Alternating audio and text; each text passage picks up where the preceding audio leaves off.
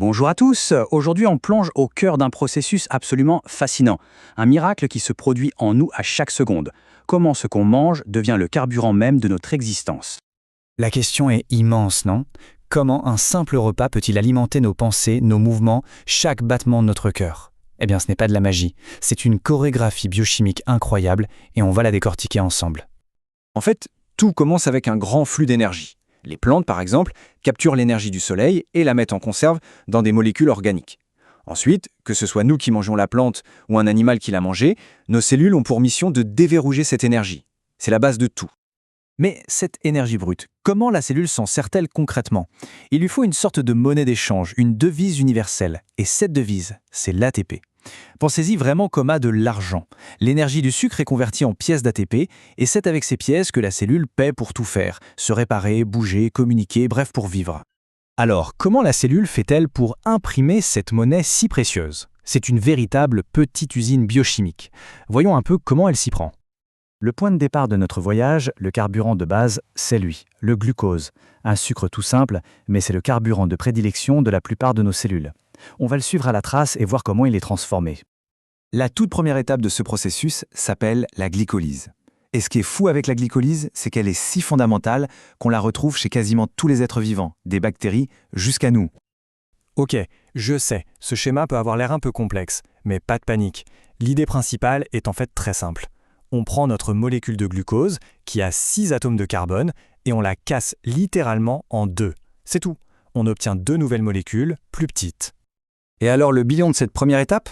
Eh bien la cellule fait un tout petit bénéfice, juste 2 molécules d'ATP. C'est pas grand-chose.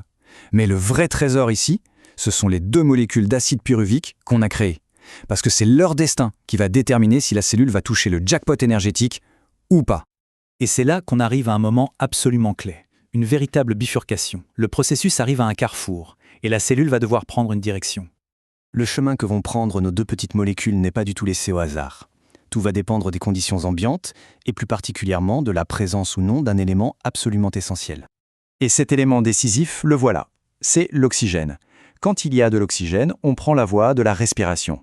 Quand il n'y en a pas, on bifurque vers un autre chemin, la fermentation. 2 voies pour 2 résultats radicalement différents. Commençons par le scénario idéal, la voie royale, la plus efficace de très très loin, la respiration cellulaire, celle qui ne peut avoir lieu qu'en présence d'oxygène. L'acide pyruvique va alors entrer dans un organite très spécial, la mitochondrie. On la surnomme souvent la centrale électrique de la cellule, et ce n'est vraiment pas pour rien. C'est là que le gros du travail va se faire. Et ce qui se passe à l'intérieur, on peut le voir en 2 actes.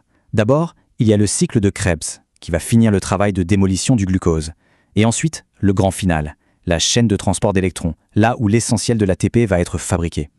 Le cycle de Krebs, c'est donc l'étape où on démantèle complètement ce qui reste du glucose. D'ailleurs, petite anecdote, c'est précisément à ce moment-là qu'est produit le dioxyde de carbone qu'on expire. L'objectif principal ici, c'est de récolter des électrons pleins d'énergie pour l'étape suivante. Et on arrive au clou du spectacle. La chaîne de transport d'électrons, c'est comme une cascade. Les électrons qu'on a récoltés vont dévaler une série de protéines, et à chaque chute, ils libèrent de l'énergie qui est utilisée pour fabriquer des tonnes d'ATP. Et le point crucial, c'est que tout à la fin de cette chaîne, il y a l'oxygène qui attend pour récupérer les électrons. Sans lui, tout le système se bloque. Ok, mais alors, que se passe-t-il si l'oxygène manque à l'appel? La cellule ne va pas juste s'arrêter de fonctionner. Elle a un plan B. Et ce plan B, c'est la fermentation. On en connaît principalement 2 types. D'un côté, la fermentation alcoolique, celle des levures, qui nous donne le pain et la bière. Et de l'autre, la fermentation lactique. Celle-là, on la connaît bien. C'est elle qui se produit dans nos muscles pendant un effort intense et qui donne cette fameuse sensation de brûlure. Alors attention, voici un point vraiment essentiel et souvent mal compris. Le but de la fermentation, ce n'est pas de fabriquer plus d'ATP. En fait, elle n'en produit pas du tout. Son seul et unique objectif, c'est de recycler certaines molécules pour que la glycolyse, la toute première étape, puisse continuer à tourner et à produire ces 2 petits ATP. C'est une stratégie de survie en attendant que l'oxygène revienne. Bon, il est temps de faire les comptes. Si on compare les 2 voies, la respiration et la fermentation, quelle est la différence de rendement? Accrochez-vous parce que la différence est stupéfiante. D'un côté, la fermentation. Pour une molécule de glucose, on obtient un gain net de 2 ATP. C'est vraiment le minimum vital, assez pour qu'une bactérie survive, mais à peine de quoi tenir quelques secondes pour un muscle en plein effort. Et de l'autre côté, la respiration cellulaire. Avec la même molécule de glucose de départ, on obtient cette fois jusqu'à 38 molécules d'ATP. Là, on ne joue plus du tout dans la même catégorie. Ce graphique le montre de façon très claire. L'écart est colossal. Passer de 2 à 38, ça veut dire que la respiration est près de 19 fois plus efficace pour extraire l'énergie du glucose. C'est un gain d'efficacité absolument énorme. Et ça nous amène à une dernière réflexion.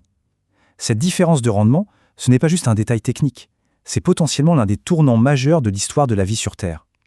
On peut se demander, sans ce surplus massif d'énergie fourni par la respiration, est-ce que la vie complexe, les animaux, les cerveaux, est-ce que tout cela aurait seulement pu exister? C'est une question qui relie la plus petite de nos cellules à la grande fresque de l'évolution.